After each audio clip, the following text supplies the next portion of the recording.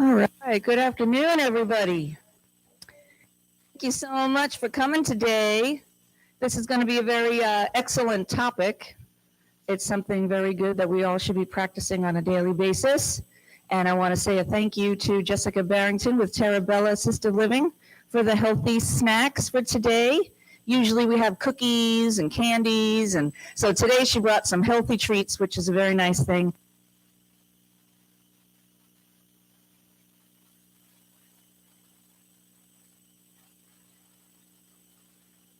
Okay, where was I? All right. So today we have a lovely lady by the name of Debi Emerson here who is going to give us the talk, the presentation on healthy eating. Debi was with the Friday Music Open Jam session playing the piano, right? Were you playing the piano? Playing the flute. She was playing the flute in our Friday Music Open Jam session, and she's, you know what? I can actually give a talk on nutrition. Would you like me to do that? And so we went ahead and scheduled this talk. So without further ado, here is Debi. Thank you. And I turned that on. Thank you so much, and thank everybody for coming. It's a really great looking crowd out there. Hope you're enjoying your snacks. Let's see if I can get this thing to work. It's there we go, good, thank you. So living well is our topic, and yeah, we're going to talk about food, but we're also going to talk about some of the other ways that we nourish our bodies and our lives. You should have in front of you a little paper that looks, now it's not moving for me. Okay. It's on. It was working earlier. Anyway, you have a paper in front of you that says Circle of Life. And it's got all the different aspects, probably not all of them, but the basic major aspects of our lives, the things that affect our well-being and our sense of health and happiness. And if you look in the middle, it says what does it say? Self-care. So these are all the ways that we take care of ourselves. And what I'm hoping you guys will do is look at the line, not the line, but the space in between the lines, and look at each topic. And if the middle is 0 and the outer edge is 100%, where do you fall in that area of self-care? And if you could do that for each of those little triangles, that would be pretty awesome. And then we'll talk a little bit about what to do with the dots after you've got them all on your paper. Okay.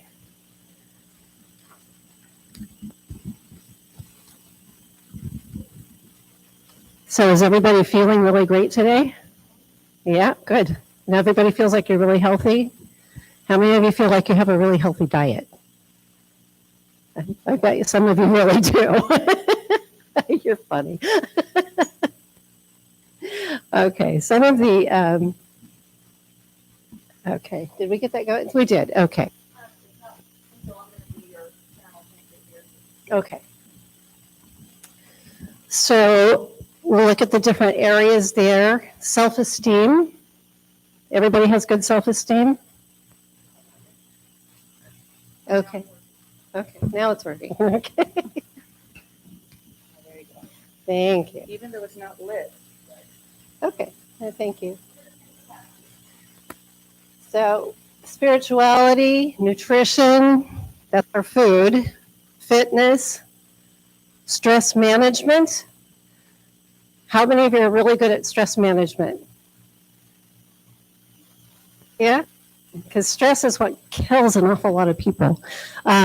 Stress management, relationships, that's your spouse, your children, your friends, all the people that you hang out with. Finances really affect our health, and especially if we're having trouble with them, then they become a stress maker. And if they're good, then they make life a whole lot easier. Everybody agree with that? Okay, work. If we're still working, even if we're not, even if we're retired, we still have our work that we do around the house, around the yard, all the taking care of our pets. That's all work related. And then play. How many of you take time to play? Every day you got to take time to play, because that's part of bringing your adrenaline up and getting you happy. not the bad adrenaline. We got bad adrenaline and good adrenaline. We want the good one that makes us feel good. The healthcare is very important, especially at our age. We know that we need to have good healthcare. Some people have better insurance than others, and that definitely affects our well-being if we can't get healthcare. So we want to be sure that we're taking care of ourselves in that way. Your environment, and we're talking about, how do you live every day? What's your house like? Is it comfortable for you? Can you work well in it? Can you get around well in it? When you get up in the morning and look at your house, does it make you happy or does it make you stressed? So your environment is very important. Life's purpose. Well, if we all have goals and we're working toward them, then we've got a purpose for our lives. Maybe it's your children, maybe it's a project that you're working on that you want to have passed down or something like that. And then self-esteem, of course, is how do you feel about yourself? Does everybody have getting those done, or would you rather not? Anyway, so those are the ways we nourish ourselves. And if you look over here at the next area, medicine is not always found in a bottle, because it's found in things like exercise, fasting, nature, laughter, vegetables. Believe it or not, vegetables are some of the greatest medicine you can find, vegetables and herbs. Getting sleep is a way of getting nutrition, and medicine that nourishes and makes your body healthy. Sunlight does really wonderful things for the body, and it helps you digest your food. Gratitude and love, what's that got to do with it? Well, if we're giving, then we are making ourselves feel better. If we're feeling gratitude, we don't have much time to stress. We don't have much time to worry or be upset about too many things. Medicine is medicine. The kind the doctor gives you, that's still medicine. Friends are medicine. When you're feeling down, how good your friends make you feel. Hopefully. You got good friends, right? Great. Okay. And then meditation and prayer. And a lot of us are very much into the idea of meditation and prayer, and that's where we go when we have really bad days or if we're sick. And then I want to get to we'll talk about the blue zones, because these are areas in the world, several different places scattered in the world, where people actually have excellent health and incredible longevity, living into their hundreds and even to 120 and beyond, some of them. And the thing that they have in common, going back, is all of these things in this circle are important to them, and they don't necessarily have jobs outside of their communities, but these are all people who live in little communities.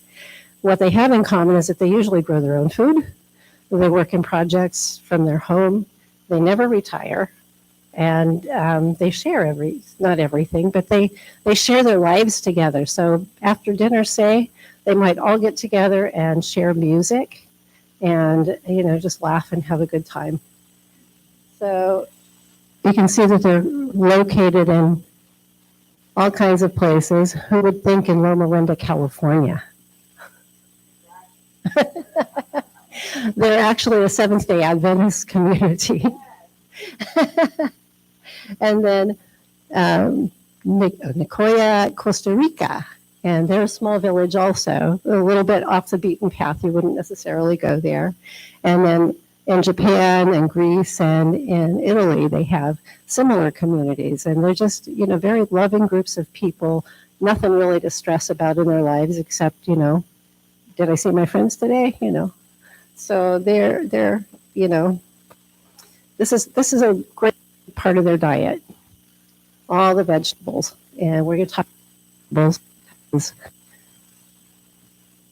because the vegetables feed all the different things. And Batteries in this one. There you go. Thank you. Vegetables, you can see they're all different colors.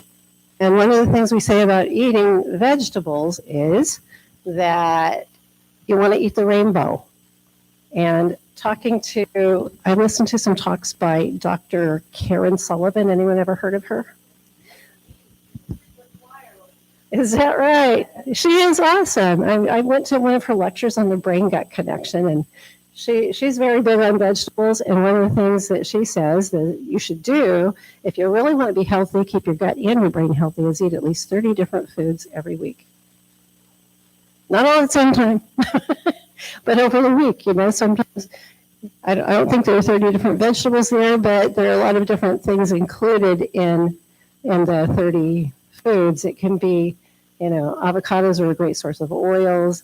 It can be things like shellfish. It can be things like, you know, if you eat a little bit of chicken, don't eat it every day, but, you know, spread it out. And vegetable proteins are really important because you get away from some of the hormones and the chemicals that they shoot into our foods, the antibiotics, and those things actually do harm to your system. Even if you are not getting those things yourself, you get them from your meat. That's not a great thing. If you're eating organic meat, someplace that's growing free range meat, that makes a whole big difference. You're not getting the hormones that way. But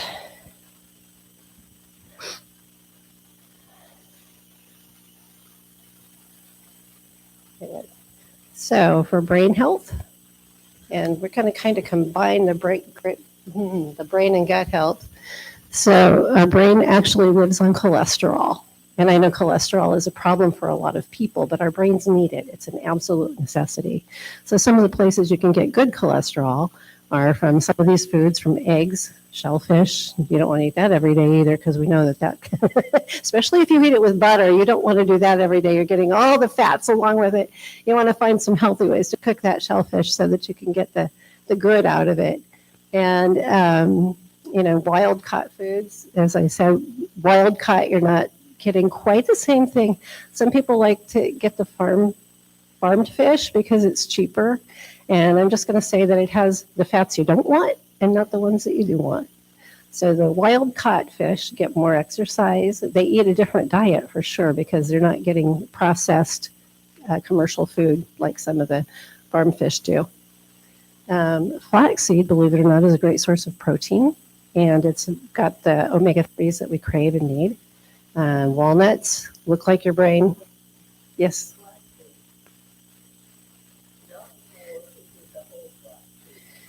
I like to get the whole flax and grind it myself because the fresher it is ground, the better it is. But if you do get the ground that's already ground, you want to make sure you seal it up and put it in the refrigerator after it's open.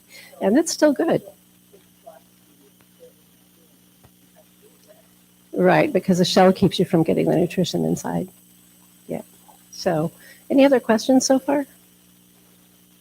I know I haven't answered all your questions. Okay, and then the one that I like best is the purple foods. Some people love cabbage, and I say if you're going to get a cabbage, get a purple cabbage.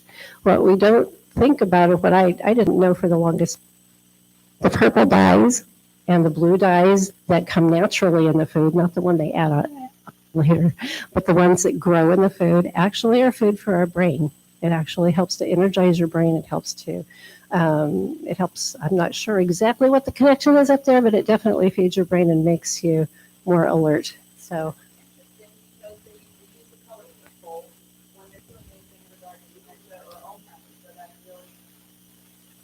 Purple is also the color of healing if you do any kind of color studies.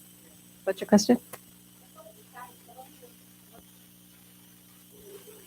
Blueberries. Anybody else want to add to that? Oh, I love purple sweet potatoes. That's my favorite. Yeah. Yeah, beets. They're not quite purple, but they go in that direction. The darker the color, the better. If you're eating beans, black beans have more nutrients than the white beans.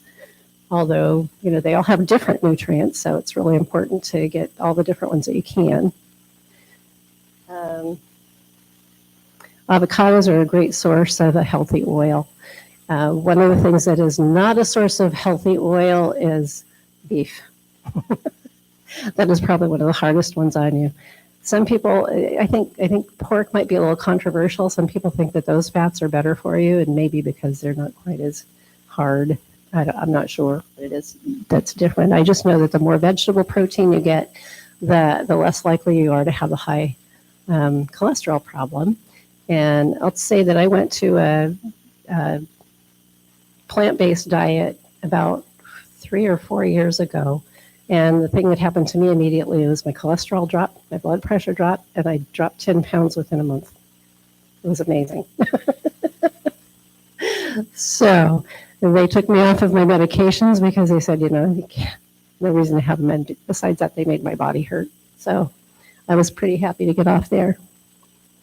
Let's see, brain. Oh, did I skip one?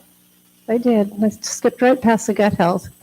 So we talked about eating a rainbow, and we didn't talk about the fact that your gut is where you process everything. And there's a doctor, I didn't finish the slide. I can't remember his name, but there are several researchers who have studied where disease comes from. And they say that over 90% of diseases are caused by inflammation.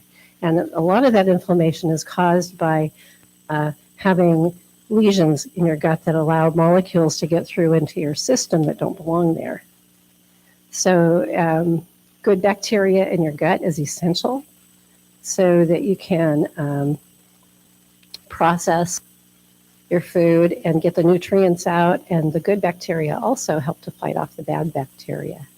And getting enough fiber into your diet is part of how you create an environment in your gut that's healthy. You want to have a healthy microbiome, and that is a microbiome is all the system of all the different, should I call them germs? Microbes. Let's call them microbes, all the different microbes that live in your gut. And there are so many that I could not even possibly count them. But, if you're afraid of germs, you're afraid of yourself. That's what I say. So, good sources of fiber. Anybody have some they want to throw out there? So sweet potatoes were mentioned for purple foods, but sweet potatoes are also very good fiber. Fruits and vegetables are going to be your highest fiber. Apples are really good for absorbing cholesterol. Berries are good for your brain and for your gut. If you have, let's see, what else? All of the cruciferouses are very high in fiber, like that's your broccoli, your cabbage, Brussels sprouts, collards. Yeah, collards are great greens. And they have all the things that you need for your bones and teeth as well. Yes, ma'am. I just found out there's ingredients by molecule, like natural flowers, and he said that because I was pretty, I was when I have been smoothing everything, Mm-hmm. and I was putting things in, and he said when you put your food in the blender, you get rid of like the thousands of process with your body needs, except for your So my smoothies always have greens in them. I always put green. Okay. I'm happy about that, but some of the other things that I put in, I know when you put it, Okay. it breaks down the unsoluble fiber in green. Okay. I'm guilty of putting lemons in my greens because it actually helps to digest the food. It helps to break down so you can eat.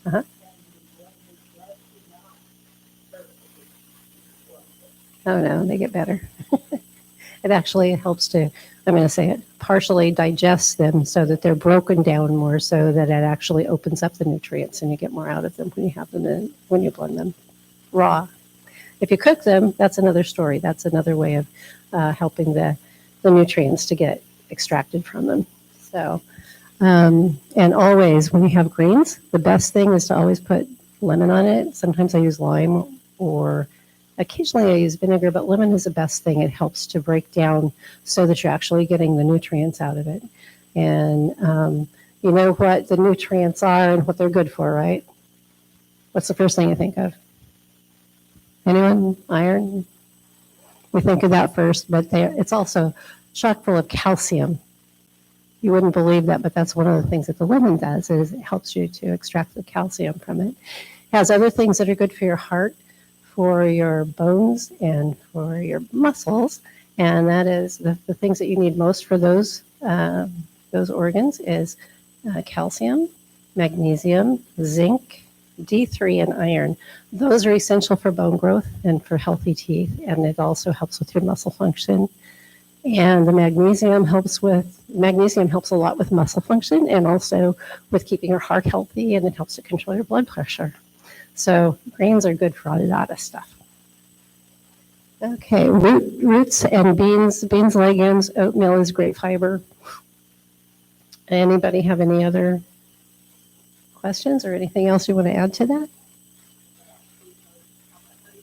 Uh-huh. It's been broken down long enough that it starts to lose its nutrients.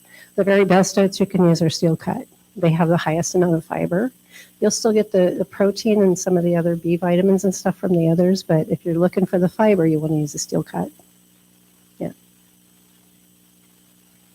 And fermented foods. I did mention fermented foods, didn't I? I did not. So that's another way of breaking down the vegetables and getting what you need out of them. And it also is sort of a probiotic. We've talked about prebiotics. That's your fiber. That's where the good bacteria live and do their work. So the probiotics you get from things like yogurt. That's a fermented food. Also, sauerkraut is a fermented food. Anybody like kimchi? That's one of my favorites. I love to make kimchi. And what else? You can actually ferment just about anything. Just even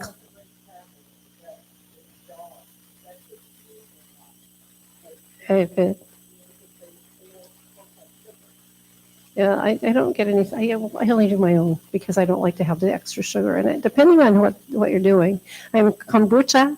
Does anyone like kombucha?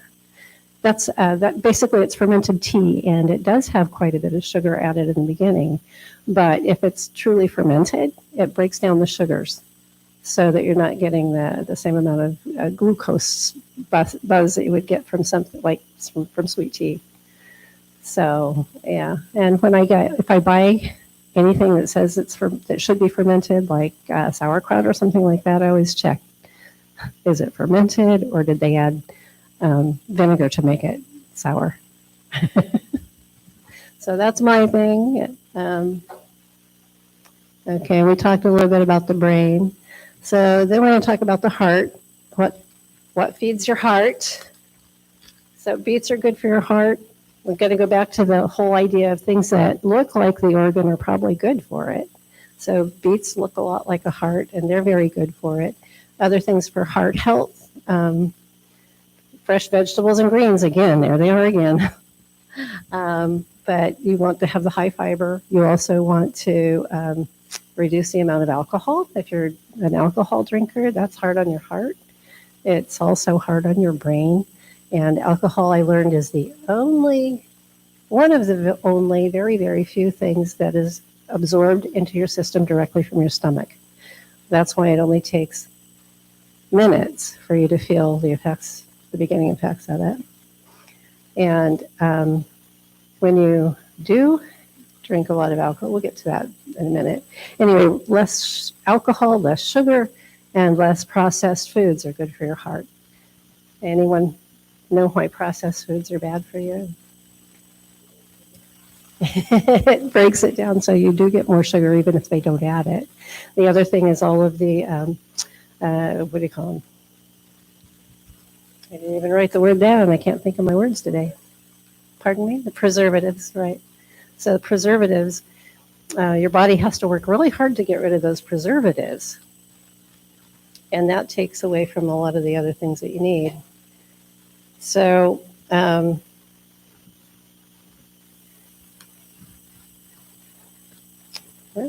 am I? So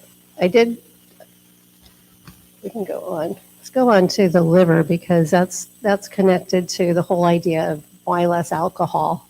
Your liver is the organ that makes all of the enzymes that you need to process your food and get it where it needs to go. It makes enzymes that go to your gallbladder. Your gallbladder sends all this good stuff down. Your gallbladder uses a lot of oils. That's one of the reasons you want to have good oils instead of bad ones. It preserves your gallbladder. And also, when you drink alcohol or eat a lot of sugar, it makes your liver work way, way, way too hard to have the time and energy and enzymes to process your food and give you the nutrients that you need to nourish all of your other organs. So if you eat sugar, your liver is going to start saying, okay, what do we do with all this sugar? We don't need all this sugar. It's going to go to your pancreas, and you're going to start producing more insulin than you need, and your liver is going to say, oh, we don't need this. It tells your brain to produce another chemical that goes counter to all that. And then it's your liver. We're going to store this as fat now. So that's part of how you get fat. Fatty liver disease, people know about alcohol causing fatty liver disease, but there's also a non-alcohol fatty liver disease that comes from eating too much sugar. And it's coming to be more and more in younger and younger people because they live on sugar and processed foods. Yes, ma'am. You're right about that. So.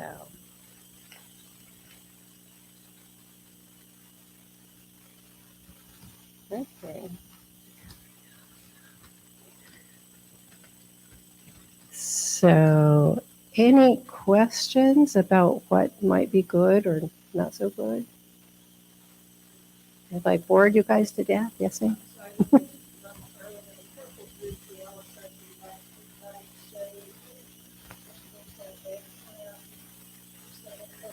That would be. So, yeah.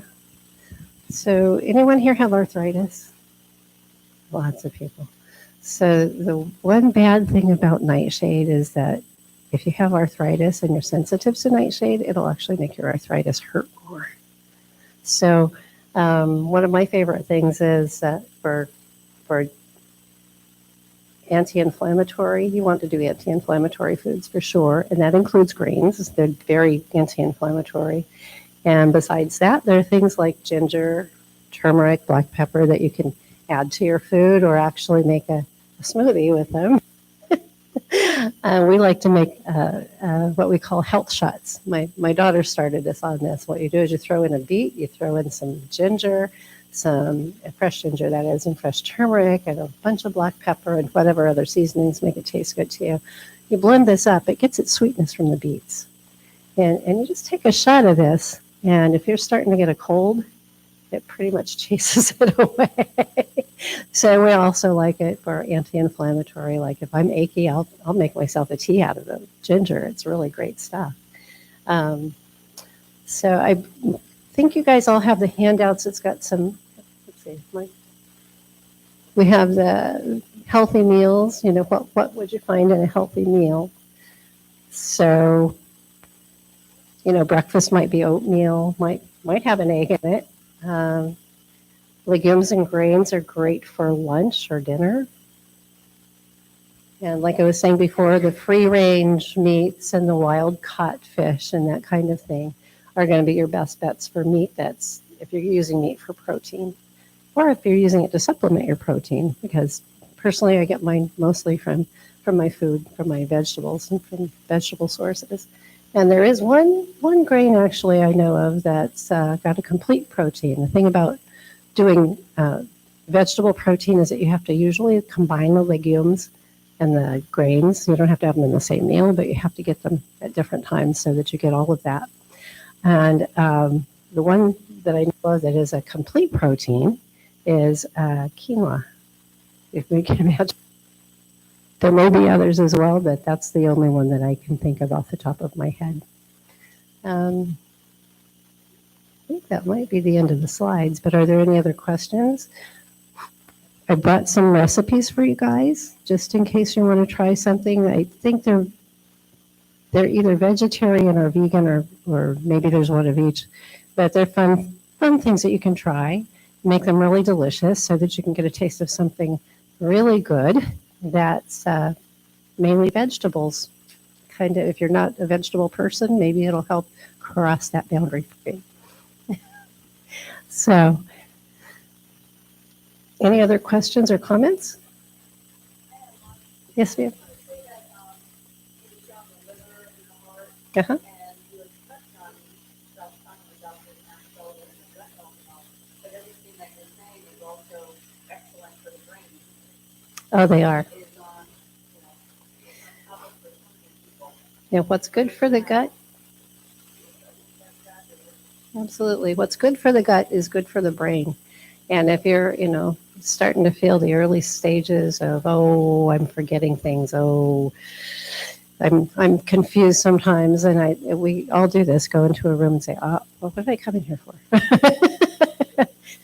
And if we don't want that to progress, then we really want to take care of our gut and take care of our brain and eat and do the things that are good for it. One of the things you can do to find out how your brain is and how your balance is, we want to balance everything, right? So we want to balance our bodies. One of the things you can do is just kind of put your foot in front of you and just tap your foot. Can you stand up or do you fall over? So that's one of the signs that maybe you need to change up your diet, or maybe you just need to do a little bit more exercise. Because the other thing I did not mention, for the heart health, you definitely want to get exercise. Keep your body moving. It's what keeps your heart pumping and keeps it moving. It's also what gets the oxygen into your lungs that is desperately needed for you to get the iron moving through your system and get it where it needs to go, because it's carried by your blood. Got to get that stuff moving. Drink plenty of water. That's another way of reducing the bad stuff in your body. You've got to flush everything out. Your kidneys love water because it helps them to strain everything out.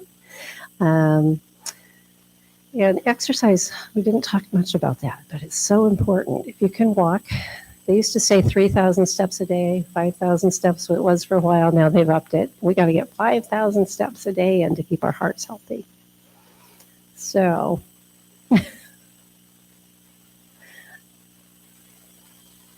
have an exercise for, okay, go ahead. I just want people to know that alcohol and sugar are toxic for the body the same way. And that's why we need a lot of sugar, and especially in soda and juice, but even in processed foods and stuff like that. We're finding that even teenagers, especially, are getting better with it. Yes, they are actually. A lot of them. It's got younger and younger age, and younger ages are getting dementia. Mhm. It can, but you got to start on it. Start with good habits. Start the kids off on good habits and just stay there. But it's never too late to change what you're doing. Does anybody have any changes they want to make in their diet, in their lifestyle, in anything? Everybody, we all want to make changes. Always want to make an improvement, a small improvement, a large improvement, one improvement, two, however many it is. So I have a little exercise for you guys, because everybody's kind of sitting forward, leaning in. So what I want you to do is reach to the back of your chair. Both hands. You want to reach to the back of your chair with your hand like in this position, grab the back of your chair. And then you want to push your shoulder blades right through your chest up to the sky. This exercise is called reaching your heart toward heaven. And it's one of my favorite de-stressors. You hold that for 30 seconds and then start leaning forward from the hips. Let your hands go. And don't lift your head until it comes up on its own. Anybody feel anything? Oh, nice. See that? It puts things back in alignment. So, again, I'm Debi Emerson, and running two businesses. You have their cards over there for either one you want. I am a body worker, as I said at first. Symmetry Body Work is what I go under. And I have cards over there for my website, kitchencoachwellness.com. And if anybody wants to see me and talk about ways to change things, improve things, or even get a massage, you can make an appointment online, or you can call me. Either way. Thank you very much. you. Thank you, everybody, for coming. And did you like that talk? Learned a lot, huh? And so the recipes, I was kind of flipping through them as well. I was interested in the shepherd's pie because although I don't make shepherd's pie with lamb, which is traditional in England, I make it with ground beef, but I think I'm going to try the lentils. I think that sounds really interesting as well. So thank you guys so much for coming. And if you didn't know already, but we do have fitness here, but we also have an indoor walking track. And you don't have to, it doesn't cost anything to join. You just come to the walking track. And it's very good on the joints. It's got a nice cushion to it. So it's very good for your knees and hips and ankles. And with the steps that Debbie was just talking about, that would be a really great way to incorporate some walking, because it's also wonderful for worrying about the weather outside, whether it's too hot, too cold, raining, worrying about people driving on the road crazy. And it's safe because we do have a camera down there. So even if somebody was walking our track alone and you fell, the front desk has the cameras going and we would be able to see that and rush to your aid. So you don't have to worry about that. We also have in our newsletter, in our lobby, I know it's towards the end of the month already, but we do have evidence-based classes. And we were talking earlier about balance. So there are free classes that we teach here throughout the year. They're evidence-based because there's evidence out there that if someone starts this class, one of these classes, and works through them, by the end of that class, you are better off than when you started. So Elaine Yamato teaches both of them. One of them is the Arthritis Foundation Walk with Ease, and the other one is Tai Chi for fall prevention. And those two, like I said, you don't have to be a member of our fitness program to take those classes. And this lovely lady, Maureen Bertolozzi, teaches a Friday class. It's free. It's at noon, and it's a guided meditation. So you're sitting in a chair, and she leads you through a guided meditation, which brings up your slide on spirituality and being mindful, as well as she teaches a technique called tapping.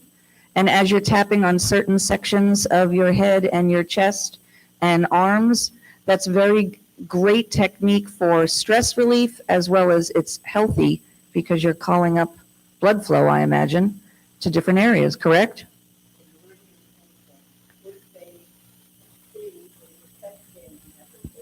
And they know that we have these meridian endpoints, and it just moves them. And my whole class is towards relaxing your body because we live in an extremely stressful time. And I teach the tapping, then I go into breath work, and then I go into, I do a guided meditation. That's Fridays at noon. And so we do have two calendars downstairs, one for activities, one for fitness, and then in the newsletter. And I know you'll see the guided meditation and tapping in the newsletter. Yes.